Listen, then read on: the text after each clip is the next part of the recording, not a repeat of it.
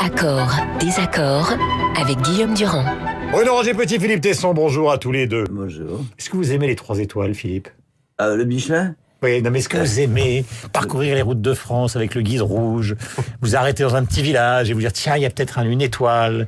Sortir de la 504. Voilà. Non, mais je vais à l'instinct plutôt. Ah oui, vous ne regardez jamais les guides. Moi, j'ai regardé le menu du 5 ce matin. Oui, très franchement, ça m'arrive. Ah oui, vous êtes un menteur. En fait. Non, mais si, ça m'arrive. Mais enfin, en général, je vais à l'instinct. Je vais plutôt à l'instinct. En tout cas, les 3 étoiles, certainement pas. J'aime pas la cuisine des 3 étoiles. Je déteste la cuisine expérimentale. Là, c'est pas expérimental. J'ai vu en général, les 3 étoiles. Moi, j'ai trouvé ça quand même, ça donnait sérieusement envie. De quoi donc, lequel? Celui qui vient d'avoir 3 étoiles, donc Christian Le Square au 5, j'ai regardé le menu, c'est pas du truc compliqué, ça a l'air magnifique. Bruno? En tant qu'homme de gauche, vous avez temps en temps dans un bon restaurant quand même. Oui, mais moi, vous savez, je préfère les petites routes de province. Les nappes en Vichy rouge. Ah oui, ça te ressemble. La mangeaille des années 50-60. Oui, voilà. Le steak au poivre. Le steak au poivre, le mayonnaise, le gratin dauphinois, la pintade. Ouais. Voilà. La dernière fois que j'ai bien mangé, c'était à Nohant. Il y a une petite auberge en face de la maison de Georges Sand. On arrive à midi, on sort à 5 heures, on attend une plombe entre chaque plat. C'est ça la France. D'accord. Voilà. Franchement, ils sont effrayants. Il vaut mieux parler d'autre chose parce que ce côté anti-moderne les tuera. BGE a 90 ans aujourd'hui, Philippe. Giscard? Ouais. Oui. Ça se bien? Ouais. Vous avez un beau sourire quand vous pensez à lui. Non, mais c'est vrai. Les années d'or. Non, mais je trouve que c'est pas mal. La pensée reste assez agile, alerte, comme dirait Mme Taubira en parlant d'humanisme de la gauche. Non, mais enfin, on va peut-être pas parler de Mme Taubira, excusez-moi, je pensais à elle. Non, mais est-ce qu'il y a une injustice, Giscard? C'est ça le sujet. Laquelle ce serait? Parce qu'il a été quand même fusillé par Chirac. Il n'est ni discrédité dans l'esprit public, je pense, ni totalement rejeté. Non. Et puis, je trouve qu'il a très bien géré son après-septennat. Il est resté présent, à bon escient, jamais dans l'excès. J'ai entendu des interventions de lui. Par ses derniers propos sur l'Europe, par exemple, je l'ai trouvé très convaincant, excellent. Enfin, on le sait. Il a rêvé au début.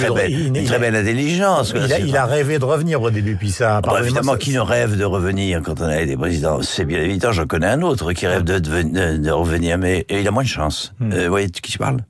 Nicolas Sarkozy. Non, pas du tout. Oh, pas du tout. Non, Hollande. Puisqu'il va sortir. Ah oui, mais... écoutez, il va sortir. Non, c'est vrai, j'ai beaucoup d'estime, gardé beaucoup d'estime pour Giscard. Et surtout pour son analyse politique. Les deux, on ne le dit pas assez, mais la formule des 2 Français sur 3 avait un sens quand il l'a prononcée. Elle a toujours un sens. On a l'impression que ça ressemble un peu à ce que mitonne Alain Juppé, hein. Mais c'est ce qu'ils mitonnent tous. Mais même Hollande y vient. Enfin, bien évidemment. Et tout, il y a une hérédité. Giscard, Raffarin, d'une certaine façon, Manuel Valls. Et tous, qui ne rêvent de toute façon d'une majorité aussi confortable que celle des 2 Français sur 3, avec une ratatouille historique. Je vais faire plus court. L'élection prochaine va se jouer au centre, une fois de plus. Bruno. C'est pas vrai. Est-ce qu'on a été injuste avec Valéry Giscard d'Estaing? Non, parce que... C'était votre meilleur ennemi. Non, et puis, moi je suis toujours étonné qu'on cherche à repeindre aux couleurs de la modernité le septennat de Valéry Giscard d'Estaing. C'était aussi le septennat d'un président de la République qui refusait de gracier les condamnés à mort, où on continuait de guillotiner, et qui, dans le pouvoir et la vie... Et alors, il y avait encore la peine de mort.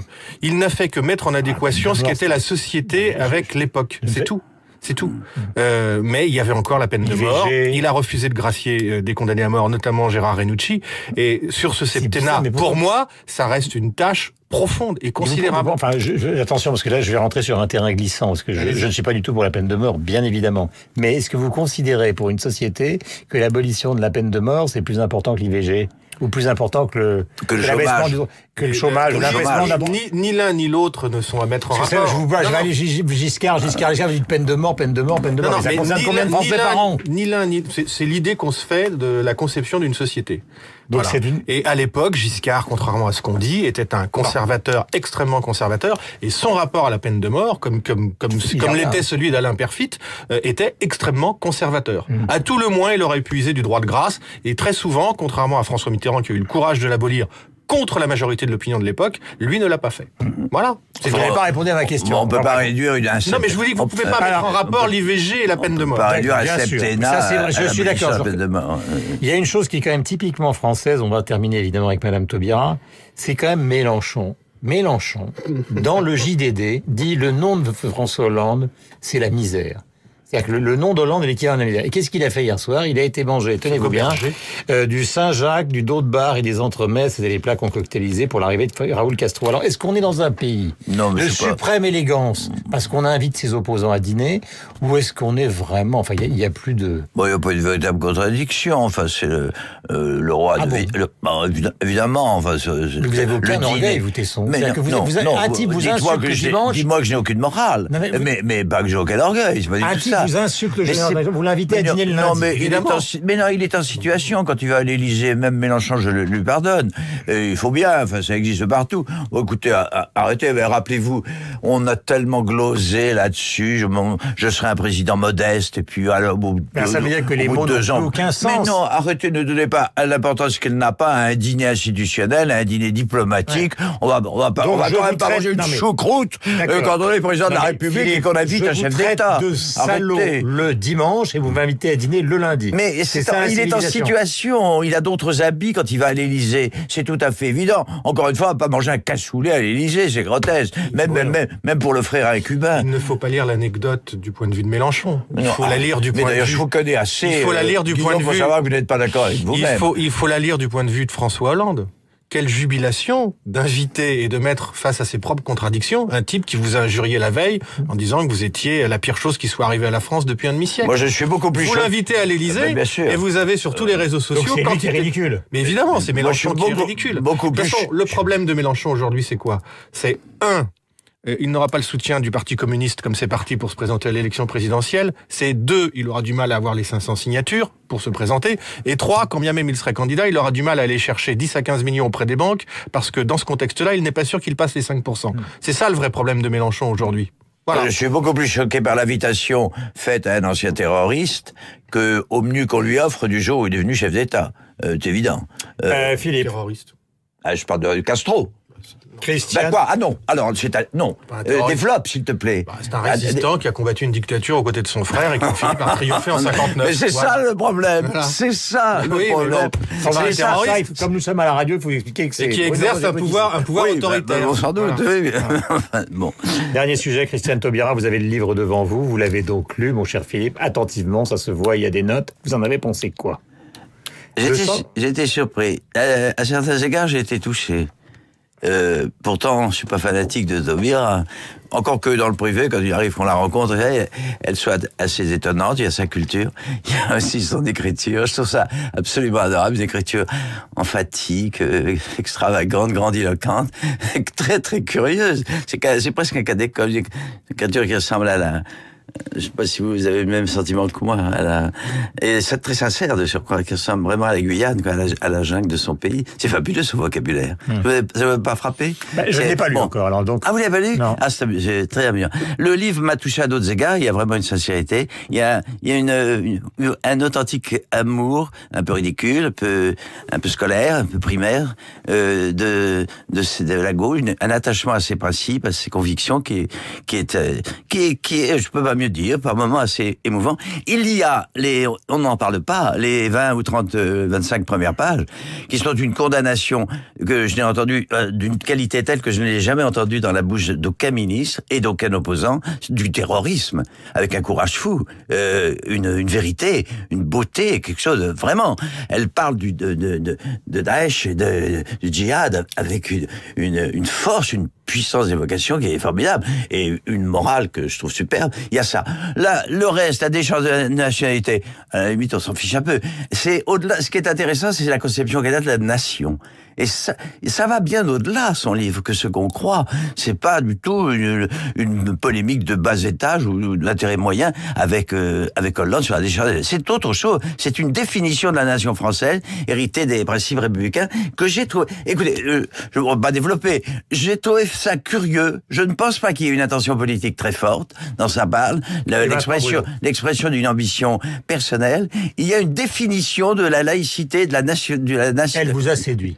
Elle m'a intéressé profondément, mais je suis d'accord sur... Il y a une chose que j'ai détestée, c'est son intolérance vis-à-vis de la droite. Je ne comprends pas. Il n'y aurait pas cette vision tellement exclusive, possessive, l'assimilation de la nation à la gauche. Je trouve ça très très désagréable. C'est le seul faux pas qu'elle a commis. Je sais pas si je suis clair. Philippe vient de faire une découverte en lisant Taubira, c'est que la nation, c'est la gauche qui l'a inventée, et c'est la gauche qui la protège.